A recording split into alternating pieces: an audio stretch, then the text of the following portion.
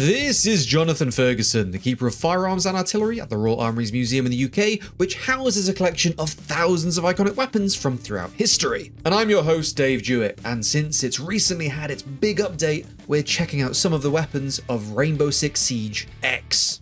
This appears to be the HK-13. What looks like a bit like a grip on the other side that you can see on the gun in the game as well is the quick release barrel system. We pull the whole thing out the back, a bit like an MG42 barrel. And there we are with our very sort of short but quite beefy barrel. And it also means you get to double HK slap.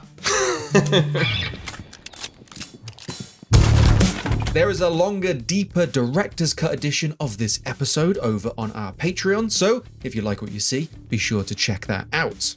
But we hope you enjoy this episode, and without further ado, I'll throw it over to Jonathan.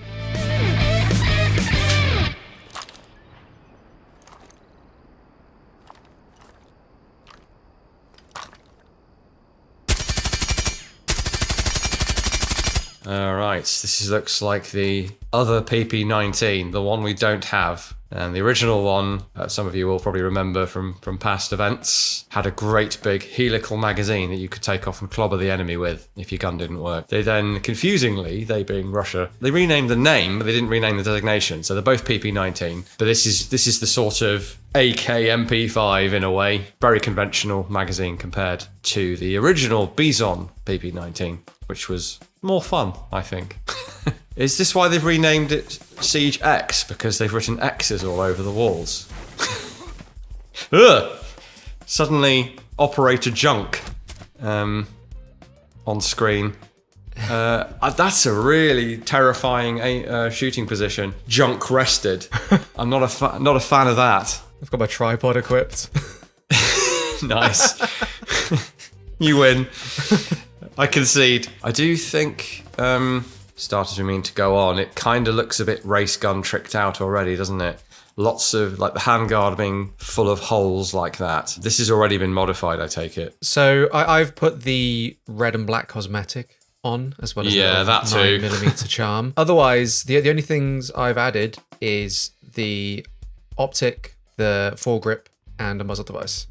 With the lower handguard and the rail both being heavily lightened like that. I'm sure they're based on a real furniture and a mount.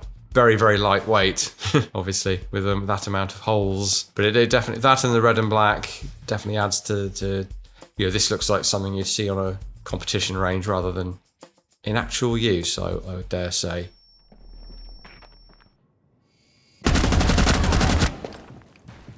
I actually am not sure what this is, if indeed it is real. I believe this is a Siege creation. Okay, that's a relief. I saw this and just thought, this is a Uzi in 5080. Wow. 50 GI, actually, which is something else. This is actually meant to be a shorter overall length cartridge than 50 AE, 50 AE being designed for a Deagle, really. This is something that will fit in a smaller frame pistol than a Deagle. And if you were going to run a 50 cal SMG, I guess that is the cartridge type you would choose, because 50 AE is going to be a little punchy in the recoil department. Intriguing. If this was like a Call of Duty Future set game or something of that nature, or Battlefield, maybe I could get behind it, but I'm afraid I'm still bitter about the change to Rainbow Six as a franchise, the many changes, and an entirely fictional 50 caliber mini Uzi is really not what I want from a Rainbow Six game. No one in their right minds is going to be using a medium-sized Uzi in a 50 caliber pistol cartridge. That's just silly. Design-wise, I should say something about the aesthetics. I like what they've done with it. Logically, if you're going to go for a punchier cartridge, you might have a machined, and just with modern manufacturing, you might well have a machined lower like that. The kind of MG42 machine gun top cover upper/cover is maybe a little questionable, and the whole aesthetic of it does look like Call of Duty Advanced Warfare type, something of that nature. I am ranting, so I'll shut up. Aptly introduced during Operation High Caliber. Yeah.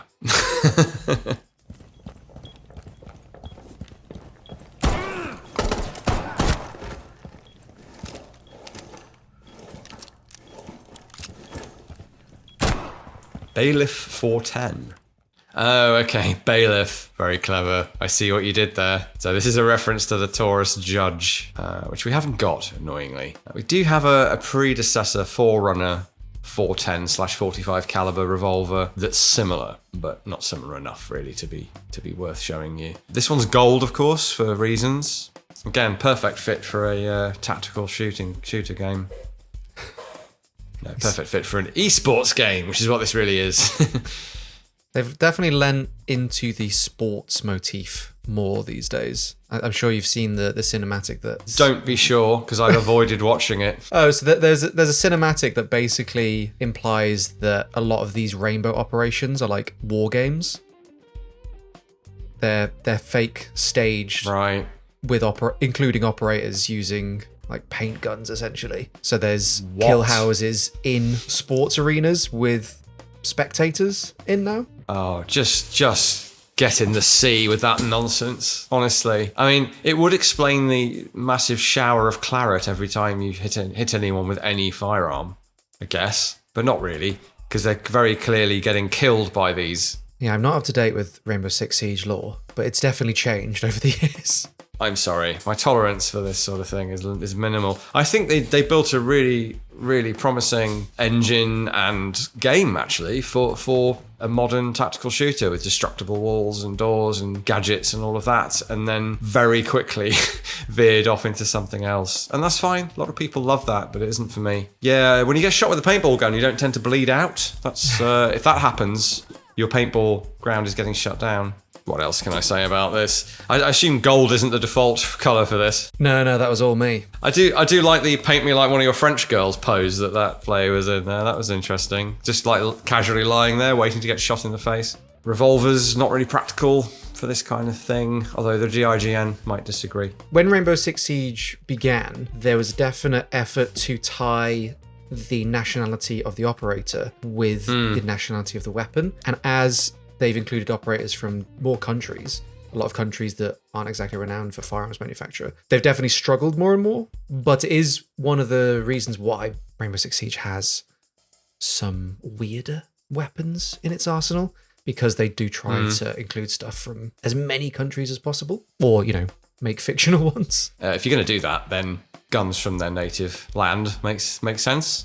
And it gives you a lot more diversity of gun than you would otherwise get. If you're any other game of this nature that you can think of that's set in a particular country, you in theory, you're stuck with stuff that they would be issued. Never mind what's available in their country, but what they're going to be issued, which is a very limited pool. That's really only sort of milsim type games that will religiously stick to that. Diversity of guns is on balance a good thing.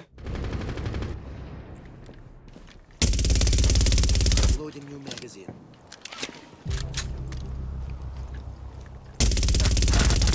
Now, I'm looking here at a Bearing 9, and I'm again a little stumped. This is based off of the Japanese Mineba. Oh, good Mineba? grief. Yes. I haven't ever achieved that pronunciation. Yes, we don't have one. I have come across it, I think, saw a photo somewhere and didn't know what it was and looked it up and realised it was this. Yeah, so it's like a homegrown Japanese Uzi. Now, from memory, this one isn't quite on the money. I don't remember it looking quite like this. Yeah, the real thing's got some very interesting lines to it. I think some of those lines are missing from the Siege version, but they're definitely leaning on the Mineba 9's shape, form factor, and, like you say, homegrown Japanese Uzi. To be fair, having checked, that's pretty close. Even the crazy number of slots in the barrel extension, which appears to only be there to carry the barrel past the foregrip. So that's not questionable on the game designer's part. That's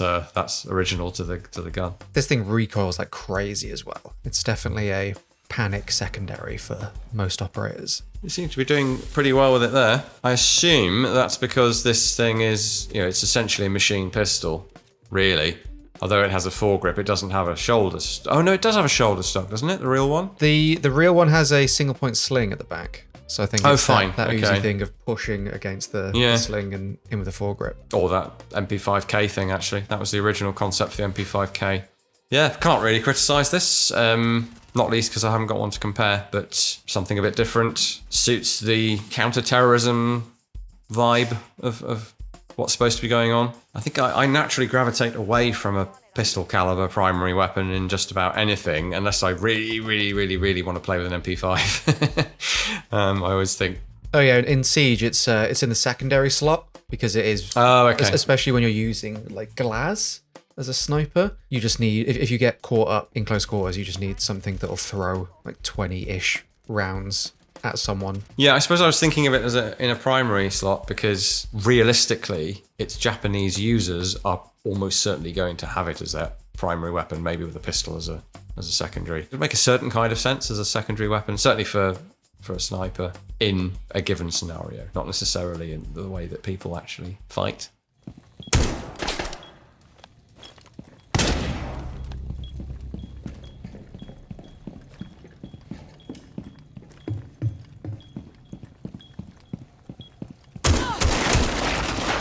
The C1A1, as the receiver proudly proclaims. A modernised C1A1, I would say, because the first of the things I've got to show you is our only C1A1. We have a C1, but you can see ours has an optic.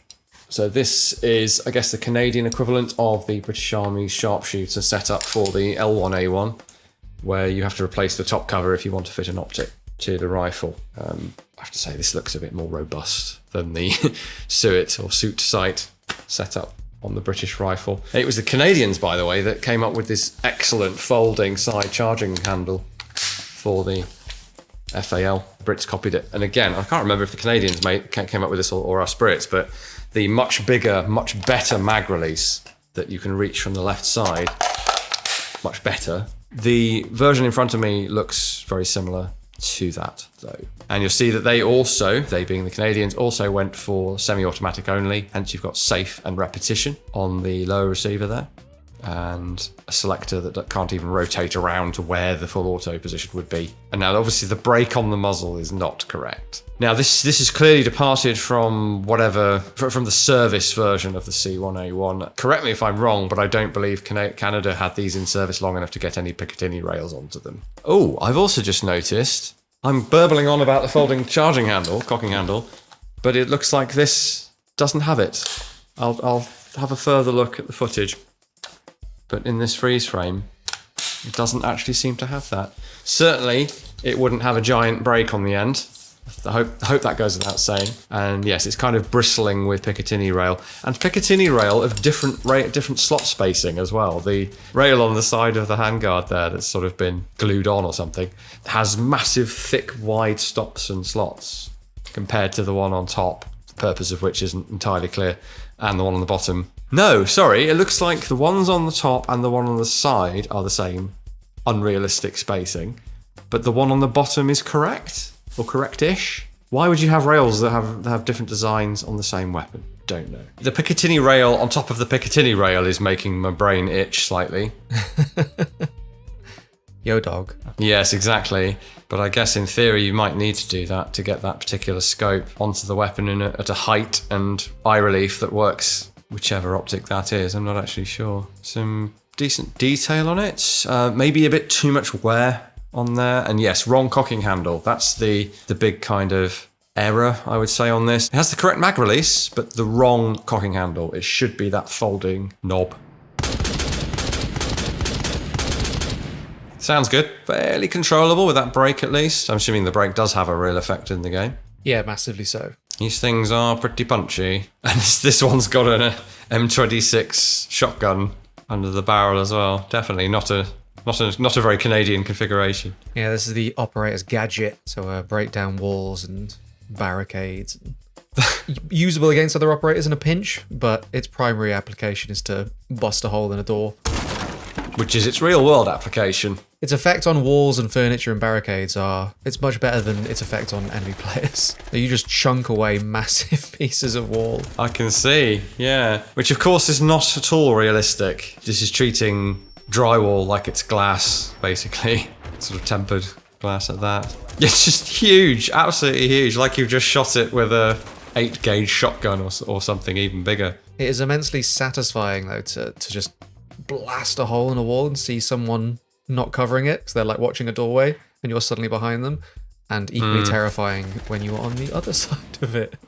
It's reminding me of the scene in Way of the Gun with the FAL in that, where it's blasting through walls. I don't think he manages to hit anyone with it, but it's terrifying them. Because it does, this thing, any 7.62 battle rifle, will punch through walls of this nature. Absolutely.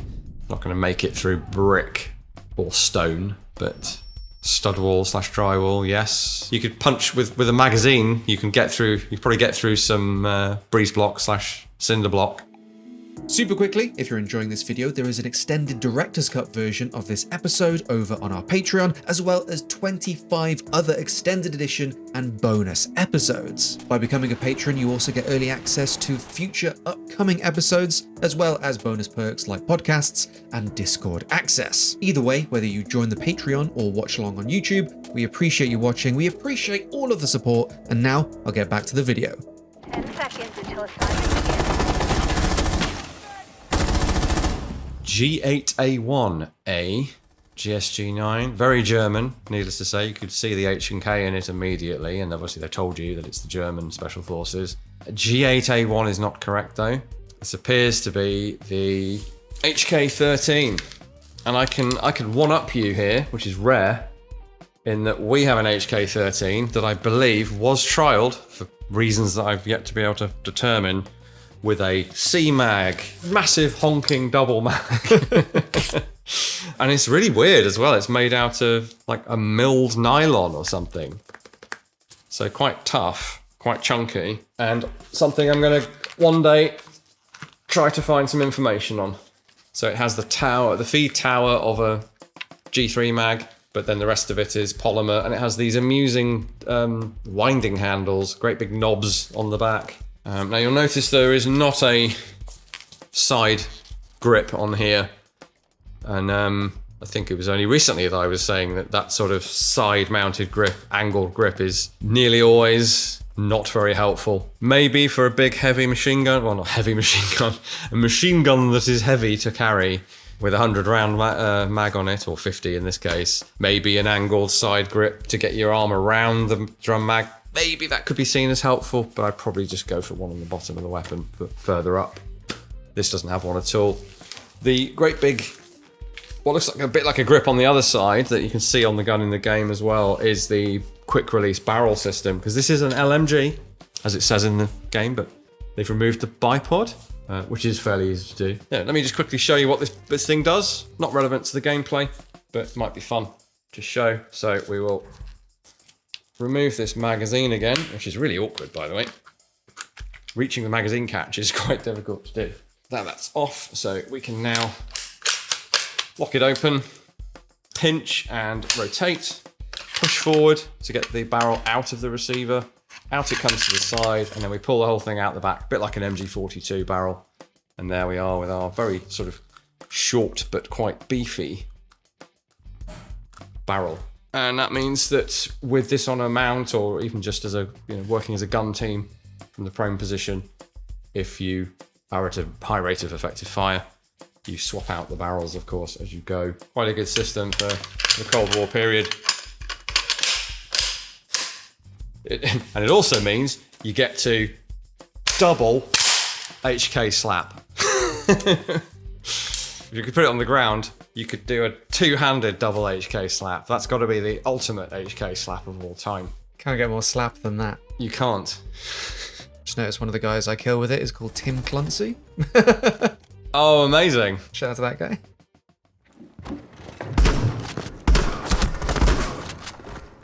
This is the FabArm STF-12. Okay. But because it's an Italian shotgun, it's been called the ITA-12. L and S, because we've got a long and a short variant. Another weapon that we don't have. I'd actually never heard of the real-world shotgun until I was researching the siege weapons. I think I remember seeing it on a firearm blog post once, or maybe a video, but I don't know much about it. I don't know what's going on with that rail. It's like an old school Weaver rail with limited stops on it. What's going on with the reload there? There's no cartridge in the hand. The first one goes into the chamber, You can see the shell go in. Call them shells. 29 bullets. Call them shells. But the other one, I couldn't see them. It was just like thumb, thumb, thumb, and the rounds were going in. The tan one is the long, full-length shotgun. The black one is the short barrel. So, yeah, the shorter one is reloaded from the left, I guess, because it implies that it's easier to hold in your right hand as it's not as long and heavy. I think there's some sort of glitch going on there, because I at least once or twice have seen a shell or cartridge go in with that right hand reload, but the majority I was seeing no cartridge at all. The only other big property that this gun's appeared in, the Mandalorian. Oh, really? Yeah, mocked up as a blaster scattergun, I believe. For a niche firearm, sort of works. Right, because as we've discussed before, when the Star Wars franchise uses things like AKs, the original lines of the AK are just too recognizable to be co-opted into a Star Wars blaster. But this thing, pretty niche, not very well known. Yeah, I think what does it is that bulky front end, because the actual receiver at the rear is not, it's not a million miles away from something like a Beretta or a Benelli, but the way they've continued the lines down over the barrel really changes the look of the thing. So would you say that this is in fact a fab arm? It's all right. It's all right, I guess. What the hell is this? So this is one of Siege's own designs. It's awful. It's used by robots. I'm sorry. There's like bipedal operator drones that someone pilots remotely, and this is the weapon that they come with. This just gets worse. Why? Why is that a thing? That I don't know. Even Call of Duty didn't do that, and they're you know, fantasy level stuff sometimes, and they know it, and you know that's fine. When they're going 50 years in the future or whatever, it's kind of expected, or doing zombies or whatever. Robot. Oh, God. Right. Okay. So this is an HK-33 presumably, because it's 5.56, roller delayed, and has 33 in the name, which for some reason has a. Well, let's look at the reasonable bits. Shouldn't take long. So the handguard is very sort of SIG MCX-y, or, you know, or take your pick really, any modern sort of piston-driven rifle with M-lock slots on it, cooling vents, 6 o'clock and 12 o'clock rails, except the 12 o'clock rail on this doesn't have any notches, doesn't have any stops. Because they've used the rail on the top of the receiver, which shouldn't be there, by the way, because there is no designed-in Picatinny rail on a roller-delayed weapon like this. They're all welded on top or otherwise added.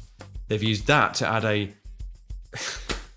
G36C style rail thing, and then another one kind of cloned off the front of it to bring it down to the end of the handguard. That's just making me quite sad. And there's something deeply cursed about the knuckle bow trigger guard setup that they've added to this in itself, but especially the way it butts up against the back of the magazine, like that negative space that at the bottom is just not a fan of that. And then the buttstock is kind of, I don't know, like a race gun or something, some kind of, or maybe a space age sniper rifle or something. I don't know. I suppose taken as a whole, they're going for what would an HK rifle look like wielded by robots. So we're going to give it features that make it look more sci-fi. I'm surprised they didn't go for a thumbhole stock on this, actually, because as we all know, thumbhole stocks make everything futuristic. Yeah, I don't know. As you can probably tell, not a fan of this. Yeah, I think the way to fix that, now I'm thinking how to fix this. I think the stock needs to be more sort of congruent with the overall design, because it feels out of place, feels like it should be on a sniper rifle. I'd ditch the knuckle bow trigger guard or lower it so it aligns with the bottom of the mag, maybe, although that might have its own problems. And the biggest thing I would do is remove that sort of bridge, that what makes it look like a carry handle being cloned into the fore end. This should be strong enough to just go all the way forward. Then it's going to look more Marita-like, something like that, and at least look a bit sort of sci-fi. And the color scheme's the other thing. The beige, desert beige, doesn't really jive with the yellow and the green and the... Well, I don't know. That's more of a subjective thing. I wonder if they'll keep this weapon only used by robotic drones, because I think if a human operator was wielding this weapon, it would start the conversation of, well, should the recoil be different?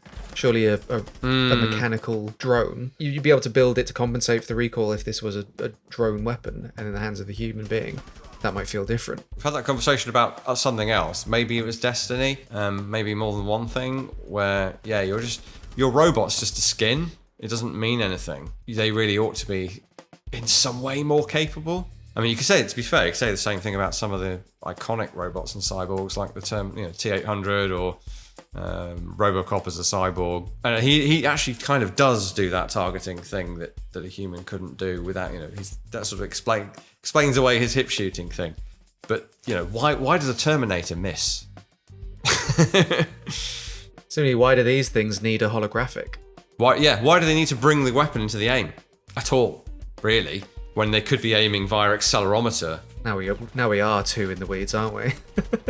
Yeah, we are. We definitely are. But that's no. In all seriousness, thinking along those lines is the difference between a sort of hand-wavy, cool cosmetic thing, or something else you might be trying to do, or a really deep sci-fi universe where things matter. Technology matters, and not most things don't get all of their technology right in that way. Top of my head, The Expanse does amazing stuff with space and rail guns and stuff like that. Small arms, like airsoft-based Glocks and things that don't really... There's been no advancement in the next 150 years with small arms, seemingly, because people making it, I guess, don't care as much about guns as I do.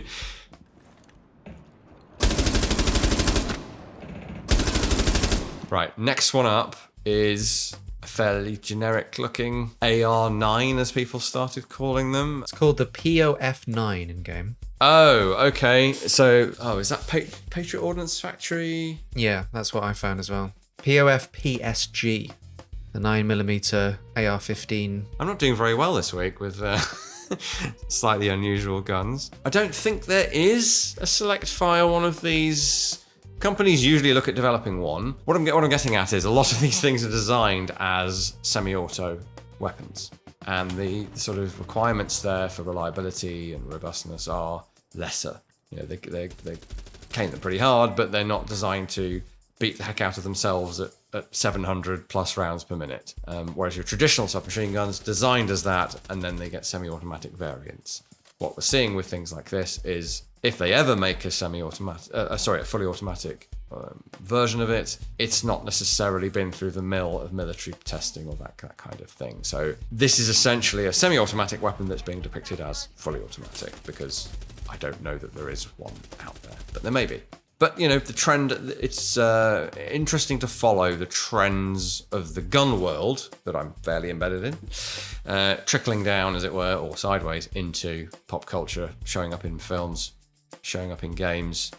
I don't know that they're as successful in fiction, because I just don't think they look as cool. They don't sound as, if you're using sort of live audio at least, they don't sound as punchy. I think they might work better in the hands of someone like John Wick with sort of clinical precision, rapid fire stuff. Opinions are going to vary on this, but I always prefer to see things being used like an assault rifle, as it were, to be rifle caliber. Going up! Stop standing. All right, SR-25. So we do have an SR-25, but it's the original flavour from the 90s with a conventional buttstock and a great big long tubular free-floated handguard, not the railed version that we see today. Although there's something funky going on with this one. Without pulling up a comparison, that rail system does not look right for an SR-25, not least because the upper rail, which again is too widely spaced out, even more widely spaced out, by the way, really need to sort this out. They've got a Picatinny rail mount for that weirdly small ACOG with a weird mount at the front that is smaller spacing than the thing it's sitting on. None of that makes any sense. And then that 12 o'clock rail is protruding over the top of a railed gas block. But it doesn't make any sense. Sounds good. That's a hell of a beard. Beard you could lose a badger in.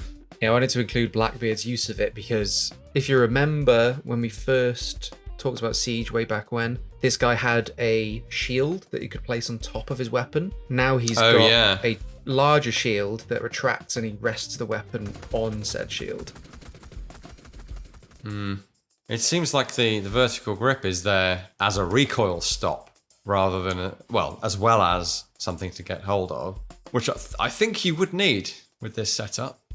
Fair bit of recoil on this. Yeah, in fact, I'm almost surprised there isn't, given that he used to have a shield locked to the weapon, I'm surprised there isn't a more robust mechanical way of connecting the two together. I suppose gameplay-wise it's quite intriguing because you are making the shield less effective if you want to shoot. Yeah, you can easily get headshot when you're deploying the weapon. This, of course, something like this would overcome the current problem with ballistic shields that you kind of have to use them with a pistol, which limits your effectiveness. Albeit, as a point man with a shield, your job is to some extent, tank shots. This mechanism in the shield to deploy and retract and whatever, and that would be hugely problematic and make the thing weigh an absolute ton more than it needed to weigh. That said, it makes more sense because you've got a conventional size and shape of shield compared to a little dinky shield stuck on top of the weapon that really may as well be a ballistic face mask and a helmet for all the good it's going to do you. This is at least a proper coverage.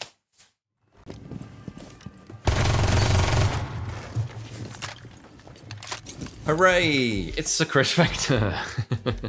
I almost cannibalized the two that we have now. Thanks again. Very welcome. Glad we could help. To make it a two-tone like this. But so I went with the black one. The stock on that one is not like either of the ones that we have.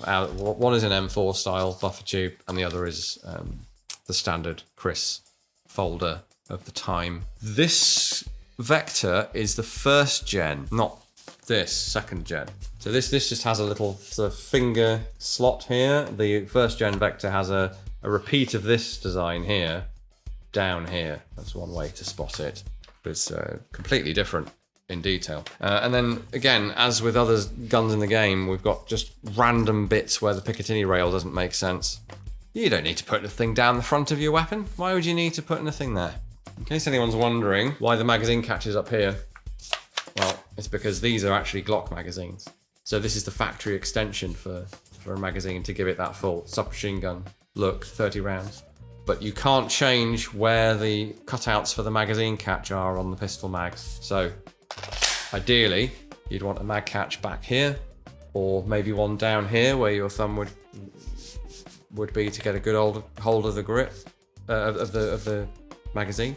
And especially with the flush fit Glock mags, which these things run and kind of look even cooler with, I think, because this is flush. It's more sort of sci-fi. You can't have a catch down here unless you designed your own proprietary magazines. And an advantage of these is they run on ordinary Glock magazines.